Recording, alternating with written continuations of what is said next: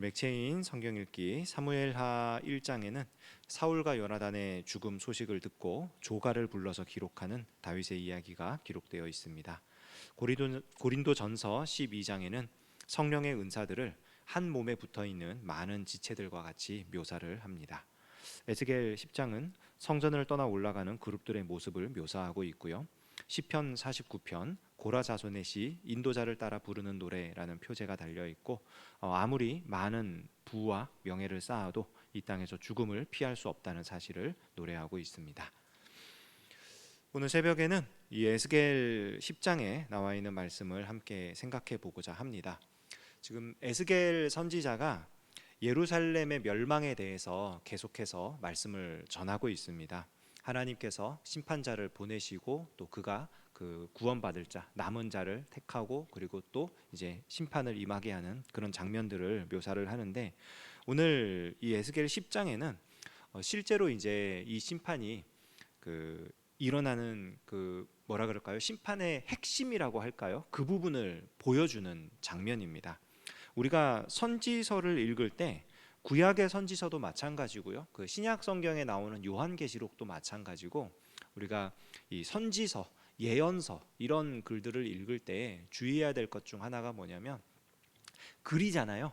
글로 우리에게 전해졌습니다. 성경이라고 하는 이 글로 우리에게 전해졌는데, 이 글을 써서 전하고 있는 이 선지자는 환상, 그림을 본 거예요. 어떤 장면을 보았고 어떤 환상을 보았고, 그러니까 눈으로 본 것을 글로 묘사를 한 겁니다. 그러니까 그거를 우리가 염두에 두고, 그러면 이 에스겔 10장을 이렇게 볼 때 에스겔이 지금 본 그림이 과연 어떤 그림인가 우리가 생각하면서 읽으면은 훨씬 더 재밌고 그리고 더 의미 있게 우리가 볼 수 있는데, 에스겔 10장에 나와 있는 수많은 표현들 가운데 우리가 이미 이 표현들을 에스겔 1장에서 다 봤던 표현들이에요.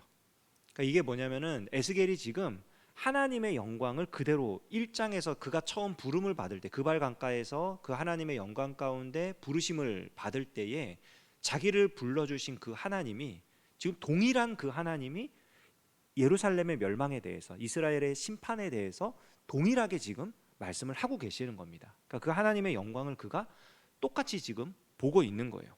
1절을 보면 이에 내가 보니 그룹들 머리 위 궁창에 남보석 같은 것이 나타나는데 그들 위에 보좌의 형상이 있는 것 같더라. 하나님께서 보좌에 앉아 계시다는 거죠. 그러니까 형상이 있는 것 같더라. 이게 보좌의 형상이다 이렇게 말하지 않아요. 왜냐하면 에스겔 자신도 지금 환상 중에 보고 있지만 이런 모양인 것 같다, 이런 것 같다라고 지금 우리에게 말을 해주는 거지, 정확하게 이거다 저거다 말할 수가 없는 거거든요. 그러니까 하나님께서 지금 이 그룹들 위에 이 궁창에 하늘의 보좌에 지금 앉아서 명령을 하시는 것 같더라. 근데 그 명령이 뭐냐? 2절 하나님이 가는 베옷을 입은 사람에게 말씀하여 이르시되 너는 그룹 밑에 있는 바퀴 사이로 들어가 그 속에서 숯불을 두 손에 가득히 움켜가지고 성읍 위에 흩으라 하시매 그가 내 목전에서 들어가더라. 그러니까 그룹들이 있고 그 그룹들 위에 하늘의 보좌에 하나님이 앉아 계신데, 그 하나님께서 가는 베옷을 입은 사람, 이 사람이 이 앞에서부터 보면은 하나님께서 심판을 위해서 이제 심판을 행하도록 명령하신 자잖아요. 그러니까 이 사람이 그 그룹들 바퀴, 이 바퀴는 또 밑에 또 묘사가 됩니다. 그러니까 하나님의 영이 함께해서 이 그룹들이 움직이도록 하는, 바로 거기 사이에 손을 넣어서 거기서 숯불을 가져다가 성읍에 사방에다 뿌려라. 숯불. 그러니까 이게 그 이사야 선지자도 부름을 받을 때 이 숯불에 관련된 장면이 하나 나왔었죠. 화로다 나여 망하게 되었도다 했을 때 하나님께서 숯불을 잡아서 이사야의 입에 대시며 네 입술이 정결하게 되었으니 이제 내 말을 전해라. 이제 하나님께서 그렇게 말씀하시죠. 그러니까 이 숯불이 뭐냐면 예루살렘을 정화시키는 불의 심판인 거예요. 그러니까 이 가는 베옷 입은 사람이 지금 할 일이 뭐냐면, 하나님의 심판이 뭐냐면 이 예루살렘을 정화시키는 겁니다. 정화시키는 것. 왜 정화시킬 필요가 있어요? 이 예루살렘에 우상이 가득하잖아요.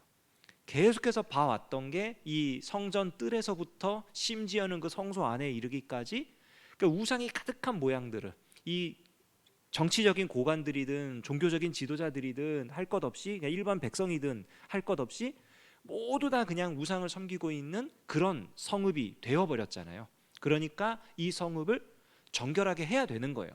그런데 이 정결하게 하는 작업을 함에 있어서 이 정결하게 하는 심판과 더불어서 함께 일어나는 일이 뭐냐면은 하나님께서 떠나시는 일입니다. 여기 하나님이 떠나는 모습들이 3절에 보면은 그 사람이 들어갈 때 그룹들은 성전 오른쪽에 서 있고 구름은 안뜰에 가득하며, 4절에 보면 여호와의 영광이 그룹에서 올라와 성전 문지방에 이르니 구름이 성전에 가득하며 여호와의 영화로운 광채가 뜰에 가득하였고, 19절을 가서 보면 그룹들이 날개를 들고 내 눈앞에 땅에서 올라가는데 그들이 나갈 때에 바퀴도 그 곁에서 함께하더라. 그들이 여호와의 전으로 들어가는 동문에 머물고 이스라엘 하나님의 영광이 그 위에 덮였더라. 그러니까 뜰에 있다가 문지방을 갔다가 저 동문 산 위에, 그러니까 하나님의 영광이 점점 성전을 떠나시는 거예요. 멀리 멀리 떠나가시는 거예요. 근데 이게 사실은 심판의 핵심입니다. 하나님께서 함께 할 수 없는 성읍, 하나님이 임재하시지 않는 성전이 돼버린 겁니다. 그러니까 하나님이 떠나시고 그 땅에 남은 자들에 대해서는 정결하게 하는, 정화시키는 불의 심판이 따라와야 되는 거예요. 이 심판을 행하는 자들이 이제 그 하나님의 그 보좌를 이렇게 이고 다니는 그런 그룹들이 나오는데, 그 그룹들의 모양을 20절에는 그발 강가에서 보던 이스라엘 하나님 아래에 있던 생물이라 그들이 그룹인 줄 내가 아니라 하면서 1장에서 봤던 그 생물과 똑같은 생물이다라고 말을 하는데, 그 여기서는 이 에스겔 10장에서는 그룹의 얼굴을 그 14절에 각기 네 면이 있는데 첫째 면은 그룹의 얼굴이요, 둘째 면은 사람의 얼굴이요, 셋째는 사자의 얼굴이요, 넷째는 독수리의 얼굴이요 하면서 그룹, 사람, 사자, 독수리 이렇게 얘기를 합니다. 그런데 1장 10절을 보면은 그 내 얼굴이 어떻게 나오냐면 그 얼굴들의 모양은 넷의 앞은 사람의 얼굴이요, 넷의 오른쪽은 사자의 얼굴이요, 넷의 왼쪽은 소의 얼굴이요, 넷의 뒤는 독수리의 얼굴이다. 그래서 10장에서는 그룹의 얼굴이라고 나오는데 1장에서는 소의 얼굴이라고 나와요. 그래서 이게 모양이 다른 거 아니냐, 서로 다른 지금 그룹을 본 거 아니냐 싶겠지만 분명히 에스겔은 같은 그 그룹이었다라고 이야기를 합니다. 그래서 학자들이 이제 생각하기를 이게 그 가장 간단하게 생각하려면 이제 그룹 그 소 얼굴을 이렇게 받아 적다가 잘못 받아 적은 거 아니냐, 그룹으로. 그러니까 왜냐하면 발음이 비슷해요. 그 히브리어로 크루브라고 하는 이제 그룹을 크루브라고 부르는데, 또 아카드어로는 그 쿠리브라고 하는 단어가 소거든요.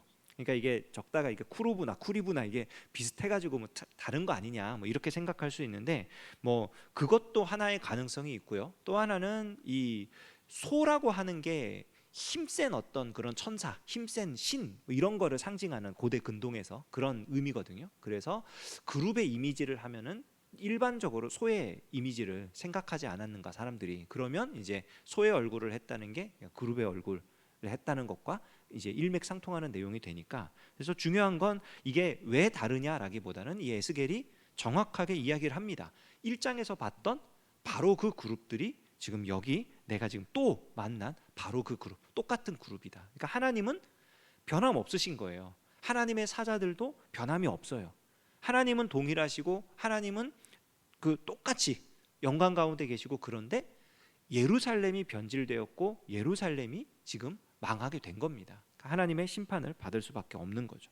여기 뭐 바퀴라든지 이런 것들은 우리 지난번에도 말씀을 들었겠지만 하나님의 영이 함께하고 또 하나님께서 온 사방을 둘러보시는 하나님의 전능하심, 전지하심, 그리고 하나님의 행하심, 이런 것들을 상징하는 그런 내용들로 우리가 이해를 할 수 있습니다. 그러니까 이 에스겔 10장에서 강조하고 싶은 건, 이 에스겔이 강조하고 싶은 건 지금 예루살렘이 심판을 받아야만 하는데 그 심판의 핵심적인 내용은 불의 심판이에요. 근데 그 불의 심판 그 자체보다 더 중요한 게 뭐냐면 하나님께서 떠날 수밖에 없는 성읍이 되었다는 거. 그러니까 우리가 하나님의 심판을 생각할 때 심판을 면하기를 굉장히 원하잖아요. 심판받지 않기를, 벌받지 않기를 굉장히 원합니다. 하나님이 우리를 벌하지 않으셨으면, 우리가 하나님께 매맞지 않았으면 좋겠다. 우린 그런 마음이 있어요. 그런데 매맞지 않는 것보다 더 중요한 게 뭐냐면 하나님이 떠나시지 않는 거예요. 바꿔서 말하면 매를 맞더라도 하나님이 함께 하시는 게 매를 맞지 않고 하나님과 함께 하지 않는 것보다 훨씬 나은 거예요. 에스겔이 말하고 싶은 건 그겁니다. 지금 이 예루살렘이 불의 심판, 멸망의 심판을 당하게 될 건데 그 가장 근본적인 이유가 뭐냐면 하나님이 떠나셨기 때문이에요. 성전이라는 건물이 남아있고 거기에 제사장들이 남아있고 거기에 고관들이 남아있고 여전히 이 이스라엘이 예루살렘이 건재할 것처럼 보이지만 그러나 하나님이 그 땅을, 그 성읍을, 그 민족을 떠나셨기 때문에 하나님의 심판이 임할 수밖에 없다라는 걸 우리에게 강조해서 알려주는 겁니다. 그러니까 우리는 심판받지 않으면 좋겠다, 벌받지 않으면 좋겠다가 아니라 하나님께서 떠나시지 않으면 좋겠다, 하나님께서 함께 하시면 좋겠다. 우리의 기도 제목이 그것이 되어야 합니다. 그러니까 단순히 매맞지 않는 삶, 그러니까 이 땅에서 잘 되고 이 땅에서 형통하고 이 땅에서 문제가 없고 좋죠. 그런 삶이 편안하고 좋죠. 그러나 그러한 삶이라 할지라도 하나님께서 함께 하시지 않으면 불의 심판은 면할 수가 없어요. 정결케 하시는, 그래서 새롭게 하시는 그 하나님의 일들을 피할 수가 없다고요. 그러니까 우리는 하나님께서 떠나시지 않기를, 하나님과 함께 하기를 바라며 그 하나님과 하나님의 임재 아래 하나님과 동행하는 그 삶을 사모하는 것이 우리의 기도 제목, 우리의 삶이 되어야 할 것입니다. 오늘 우리가 에스겔 10장의 말씀을 기억하시면서 하루를 살아갈 때에 하나님께서 함께 하시는 삶, 하나님께서 동행하시는 은혜 가득한 삶을 살아가는 저와 여러분 되시기를 주님의 이름으로 축원합니다. 기도하겠습니다. 하나님 아버지, 주님의 은혜와 사랑으로 우리를 잠에서 깨워주시고 또 기도로 하루를 시작하게 하시니 참으로 감사드립니다. 하나님, 우리 삶의 모양이 어떠하든지 간에 하나님께서 떠나시지 않는 삶, 하나님께서 함께 하시는 삶을 살게 하여 주시옵소서. 하나님의 임재 가운데 거하게 하시고 우리 하나님께서 함께 하실 때에 우리 주님과 동행함으로 말미암아 만족을 얻고 기쁨을 누리고 감사할 수 있는 우리 모두의 인생이 되게 하여 주시옵소서. 감사드리며 예수님의 이름으로 기도합니다. 아멘.